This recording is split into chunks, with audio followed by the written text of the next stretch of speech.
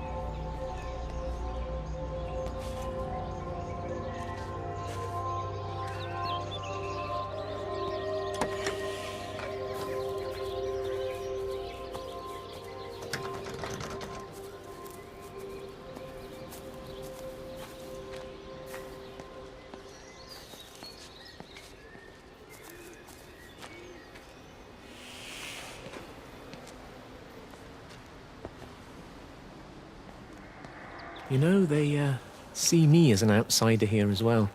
Is that supposed to make me feel any better? You know, I understand it's difficult. That's all I'm saying. Your lot up at Vallis have never mixed with the local community. People here, they don't really understand what you do up there. Are you trying to get me to come to your church? It's not just about faith. It's about the community.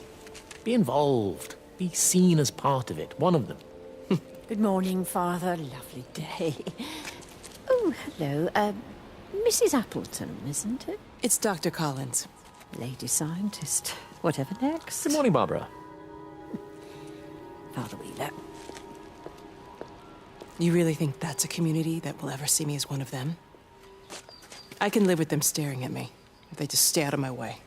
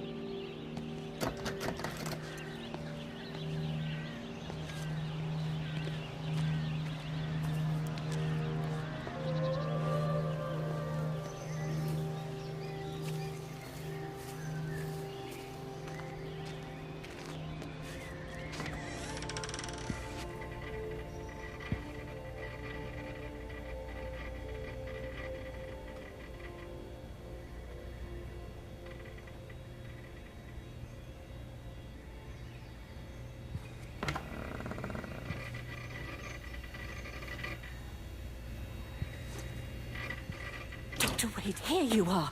There's a queue of patients a mile long out there. Just send them to the village hall with the others, please, Bob. Doctor, people are scared.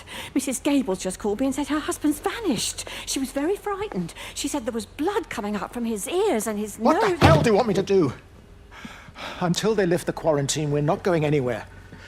Just tell them to drink plenty of fluids, stay warm, and follow the instructions on the radio. Dr. Phil, please, you have a duty to your patient. Your nose.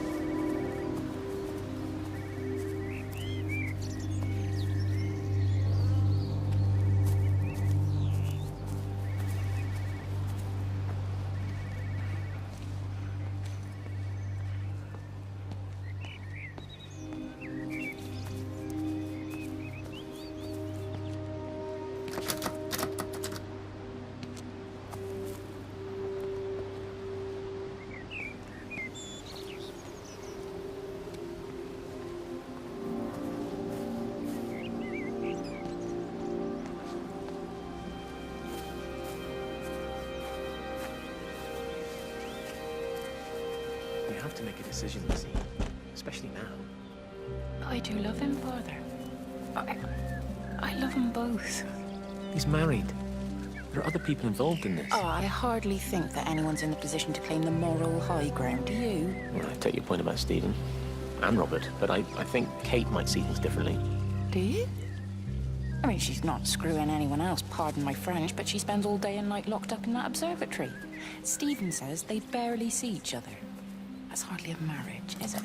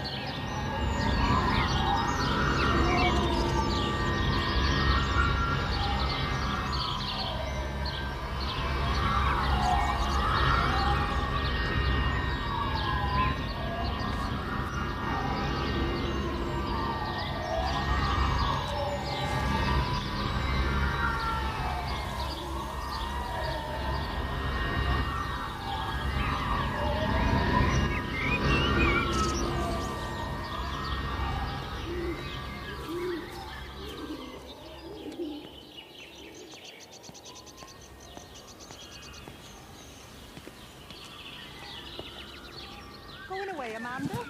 Oh, just for a few days, yeah. First thing in the morning. I don't want the kids to catch this flu if it's going round. It's probably that father, Jeremy, spreading it around while he tries to bully everyone into donations for the summer fete. It seems very quiet in the village, actually, Wendy. Not much bullying to be done. Oh, father, I didn't know you were here. Clearly. Listen, I came up here to tell Amanda that we've had some vandalism in the village. Must be a teenager.